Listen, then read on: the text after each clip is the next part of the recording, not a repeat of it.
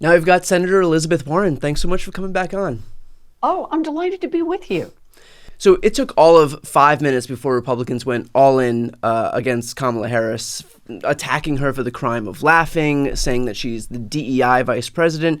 You yourself ran for president. You faced a lot of similarly misogynist attacks. What's been your reaction to everything that we've seen from the right? I want to start by saying I am so excited about this moment. Kamala Harris has brought our party together. And she is going to take it to Donald Trump, and she's going to win on November 5th. And I think the Republicans are just losing their minds over that. So, it's like they're trying to play the golden oldies here. They want to Yeah. they want to play some hits, that are ugly and nasty.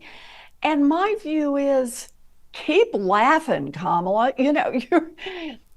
Because people are so ready for turning the page on the ugly old politics of Donald Trump and really ready, I think, for a leader who takes some joy in what we can build together. So, in my view, the Republicans are actually helping make the case for Kamala Harris. I mean, I get it. There are people who listen to those ads but they're already there anyway. Right.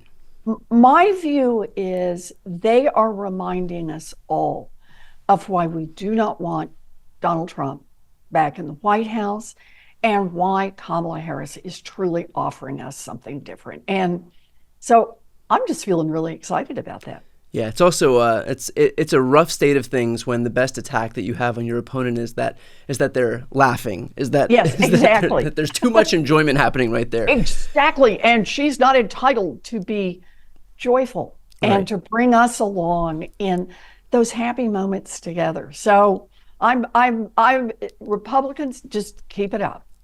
Well, to that point then, the Harris campaign, meanwhile, has been really effective at highlighting the weirdness of the Trump-Vance ticket, if not Republicans more broadly. These are guys who are bizarrely obsessed with dictating your healthcare choices, your reproductive choices, who you can marry, who you can sleep with, whether or not you can masturbate. Why is it important that we not be represented by people who are so ill-adjusted and weird? So I think of it this way. It really is the case that there've always been groups in America that want everybody else to follow their position. In a democracy, that's fine. You get out and you make the case, and if you win, you win, and if you don't, you don't. But what's happened over on the Republican side is a very intense group that is very much outside the mainstream has started driving that party to ever further and further places out. And, it started in the Supreme Court. We can date this on the economic side going back a long way, but I really go to the Dobbs decision 2 years ago.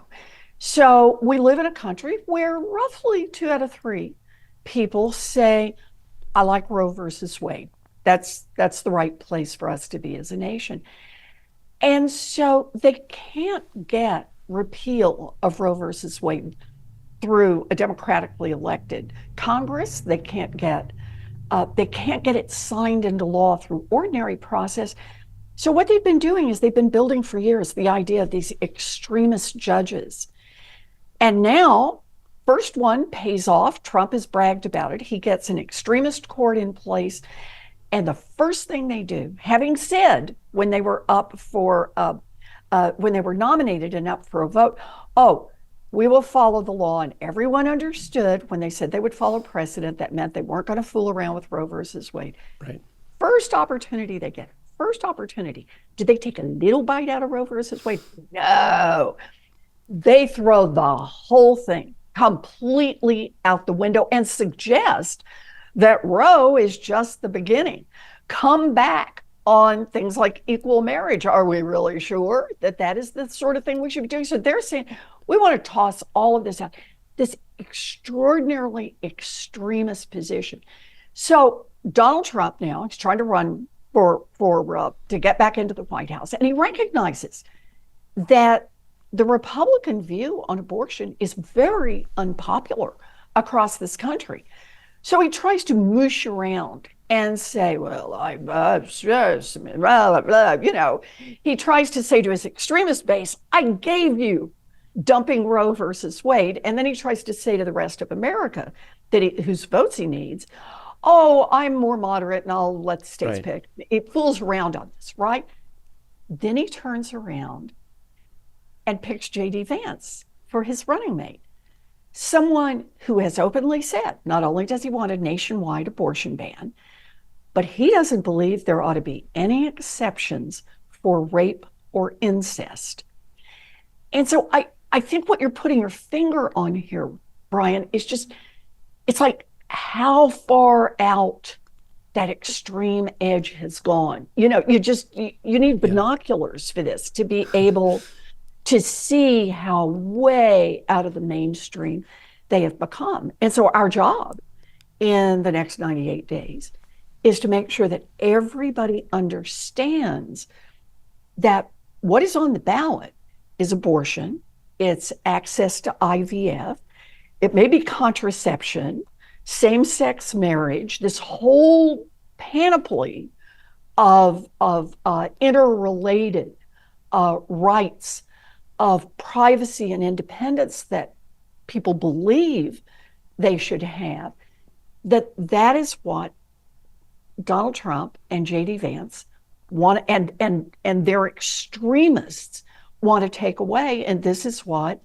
Kamala Harris and a Democratic Congress will fight for and preserve. It's like sometimes elections are, people are a lot like each other. This is one where they have gone so far to the extremes. I don't think we've ever seen an election like this.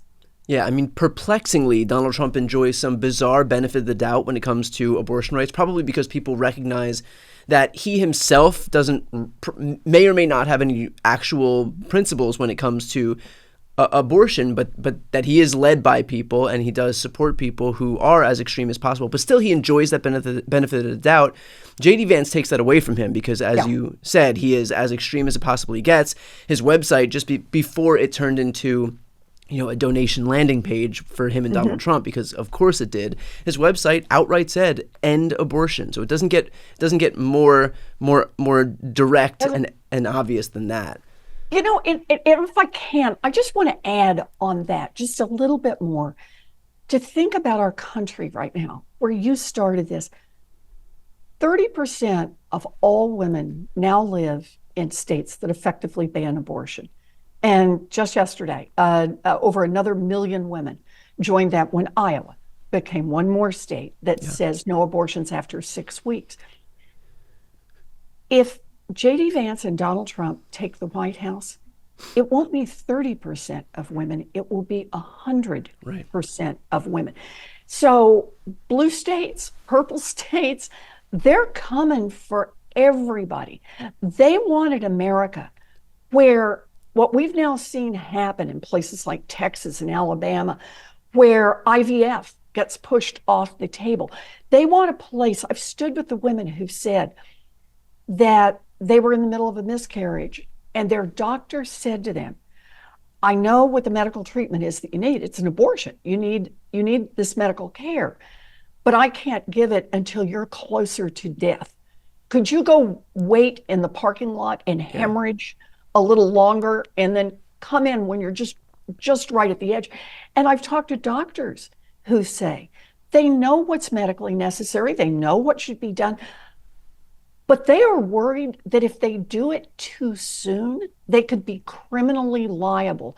So I raise this by way of saying for all of us, I'm from Massachusetts, so proud to represent Massachusetts. We are strong on abortion rights and individual rights. First state in the nation to recognize equal marriage. That's who we are. If they come for us nationally, we have no power. The power can be exercised at the national level and the states. It doesn't matter. You can pass all the state laws you want. You can put it in your state constitution. You can post a guard at the border. But if J.D. Vance and Donald Trump get the White House, their plan is to obliterate access to abortion across this nation. It's to obliterate access to IVF across this nation, and it's to start taking on other personal rights that each of us have counted on now for years.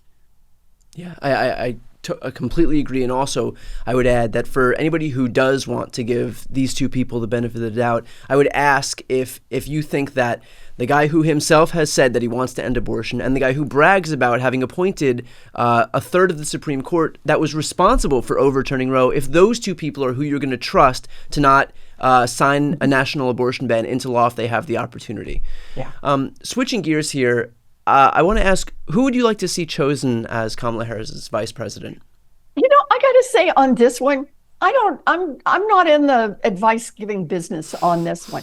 What interests me on this particular one is she knows what it's like to be a vice president. And I think the partnership she's had, Joe Biden has relied on her and depended on her to get out and do really important work. And I think that's what's going to drive Vice President Harris here in her choice. I think she's going to want somebody who's a partner. And I'm all in for that. President Biden came out just a few days ago and announced 3 Supreme Court reforms. Obviously, they all require majorities in both houses of Congress if they're to be enacted. If we do get those majorities, do you believe that these will pass? Yes, I think we can do these.